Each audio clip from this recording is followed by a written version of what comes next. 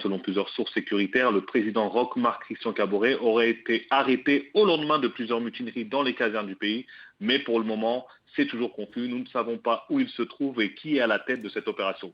Mais je peux vous dire qu'au lendemain du début des mutineries, alors que je tournais en ville pour prendre la température, au niveau du rond-point situé à environ 200 mètres de la résidence privée du président Kaboré, je suis tombé sur un attroupement arrêté devant un véhicule 4x4. En m'approchant, j'ai constaté des impacts de balles sur les pare-brises, des pneus crevés, mais surtout des traces de sang qui coulaient sur le siège passager du véhicule. Il semblerait que ce soit un des véhicules de la garde présidentielle, mais attention, ça ne veut pas dire que le président se trouve à l'intérieur.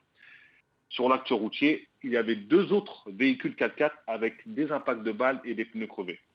Ouais, on va peut-être voir les images que vous avez tournées, que vous avez envoyées tout à l'heure. Mais Khalidou, en tout cas, ces événements, ils surviennent après eh bien, une nuit, donc vous l'avez dit, à nouveau mouvementée, hein, notamment à Ouagadougou.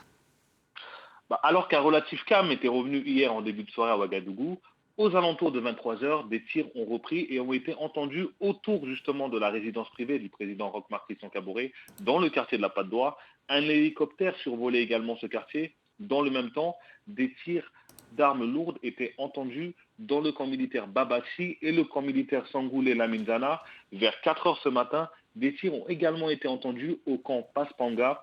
Donc vous l'aurez compris, la situation est toujours confuse ici à Ouagadougou, peut-être même plus qu'hier, mais cette journée risque d'être mouvementée et apportera probablement des réponses.